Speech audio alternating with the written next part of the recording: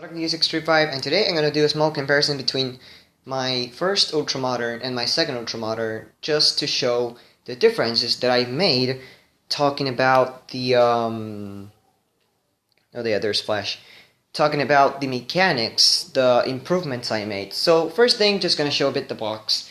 A couple improvements. The bottom is clean. It has this plastic wrap protecting this. Now this is the box of the one that I got today. You guys can tell it's really dusty. This is off. Look at this. They literally pulled him out of the box. Rusted staples. Dirty as well. Very dirty. The box, well, here's the price, which is $32.90. Yeah. And just look at how bad the box is. But yeah, anyways, it's not only the box what I'm talking about. Now we're going to talk about the robot. The robot, of course, as I said before, there's a bunch of things that I want to tell because I improved mine. This is the second one, the one I got today, and this is the first one. First one, well, just gonna tell. The second one is this one. As you guys can tell, it has never been unsoldered yet. Now, yeah, here's the light bulb wires. Look where they go from. And something even worse. Yeah, they go from the top of here, and they have this part, so you cannot really post it a lot. You just can post it on 3 small clicks. And also the wires are crappy. This is soldered here, which could actually cause a short. Yeah, the chip also has bad wiring and all, but I mean, yeah. And also, here's what I want to point out about this one. This one, as I said before, this one's new, never modified yet, but this right here is the metallic gear that fucks everything up. When this gear goes up, it touches a plastic gear. Yeah. This plastic gear gets worn. I'll just pause the video and take apart the mechanism, just take this 4 screws out and show you how it actually looks like. Okay, we're back. You guys see here's the metallic gear. That there's a good thing and a bad thing. The good thing is that this one actually fits perfectly in a Galaxy Ranger robot. But the bad thing is, look, here's the gear that makes him spin. Of course, it's screwed to the lower torso, so it has to make a certain effort. Now, look at this. You see that small tooth there? The small teeth there, they're worn out. Well, that's what happens. After a few testings, the robot will start spinning once. And after a while, he's not going to spin anymore. Okay? Because these teeth are worn out. All because of that gear. Now, in my other one, in my second one, as I said before and as I pointed it out, it has a plastic gear. Reason? Because of that. He does have a plastic gear that is this one, yeah, this metallic gear that's bronze. Actually, now this one has a plastic gear. The gear of this one, the original metallic gear, is in Galaxy Ranger since he needed it a lot. But going on with this, wiring bad. Of course, another thing is that look at this crappy LED. Mine's LED burnt out, first one. So I hooked them up with this red LED that came from a PC mouse, which is very shiny. Now, look at the wires. This wires also came from a mouse. They, wait a minute. They came from here. Yeah, they came from this wires. This wires right here, those are them. They're very well made. And again, they deserve to be in that robot because they are really well made. And now, also, the arm piece, what I was talking about before, you guys remember, the other one was going through the top. Actually, this still has the hole. But this one, look what I did on this one. I made a hole right there, and there's a complete... Hold on. This is what I made underneath that. It's a slot. Why did I make this kind of slot? For the robot to be poseable. I also took the securing here out, as well as here. This one did not need anything. It just needed that piece of plastic be cut off. Now, let me show you all the plastic gear, just for clearing all the problems out. Here is the plastic gear that is in my first one. And as you guys can see, actually, it's not doing anything bad. Now, you see that pink part right there? That pink plastic part? In the other one, it's not there. Now, reason why I put that, it's because it clicks. It clicks a lot, yeah?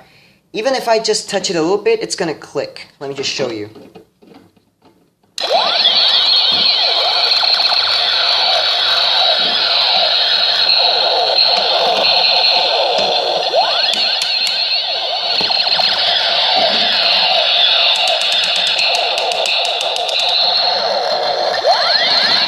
And now, that's not a clicker gear, guys. That's not a clicker part or anything. It's the actual gear grinding, okay? Sounds like a click, it's not a click. It's the gear grinding. And I think those are actually all the modifications. I rewired the other one because it was really crappy and all. So the wiring is better in this one. The LED, the illumination is actually better in the chest because it has a shinier red LED.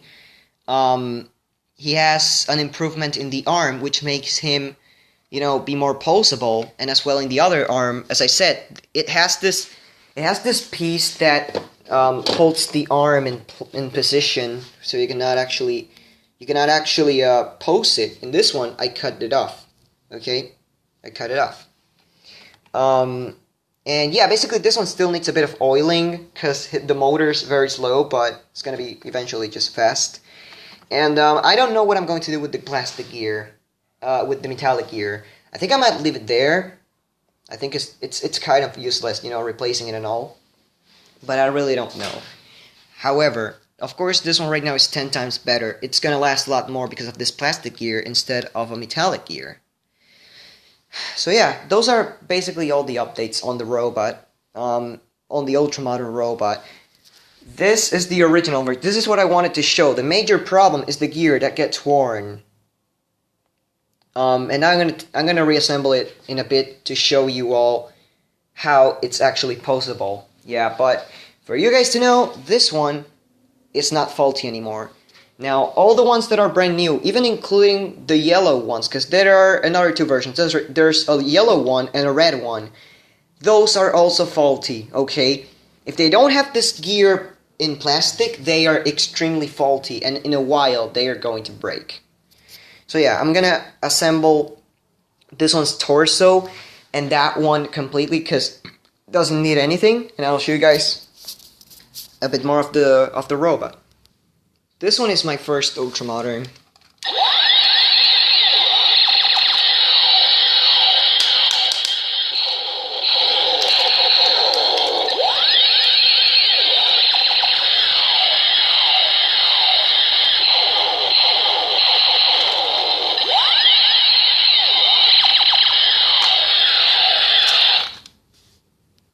And of course, here's my second one. The reason why he's in pieces is because I'm cleaning him. Look at that dirt. He's dirty like crap. I mean, really. But yeah, these are the differences. Of course, I'm gonna just, you know, hook the legs in place so you guys can actually see him fully walking. But again, he might fail. And of course, the first time I tested him, he actually got stuck. Yeah, the spinning got stuck without any, you know, any thinking or anything. It just got stuck. So I don't know what's gonna happen, but whatever happens, you're going to actually be a witness of it. So here is the second Ultramodern. Before I start, you cannot post the arms that much. You can only post them 2 times, and the second time you do it,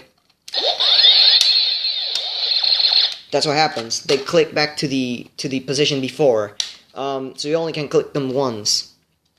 This one as well has that, and of course has that horrible design where the wire's there. So this is what the other one works like.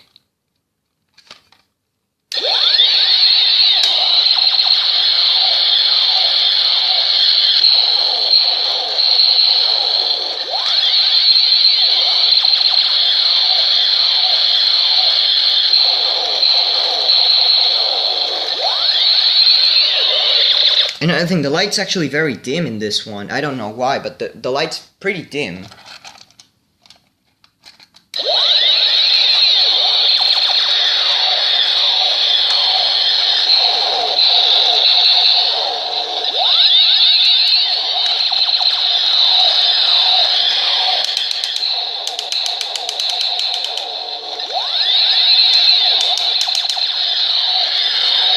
And of course, he does not have that much of strength. Now this one is a bit jammed because you know the motor's like 1 year old and stuff like that. But that's pretty much all I have to say about the robot. All the modifications that make this guy pretty much better have been shown, and that's all I can tell you. Basically, those are the modifications that make this one better than this one. That's why I bought a second one, just mainly to show the mods I made. And why this one will never be as good as this one unless I do what I did with this one. So yeah, this has been Zodak Leader 635 with a robot demonstration. Thanks for watching, and I'll see you guys in the next video.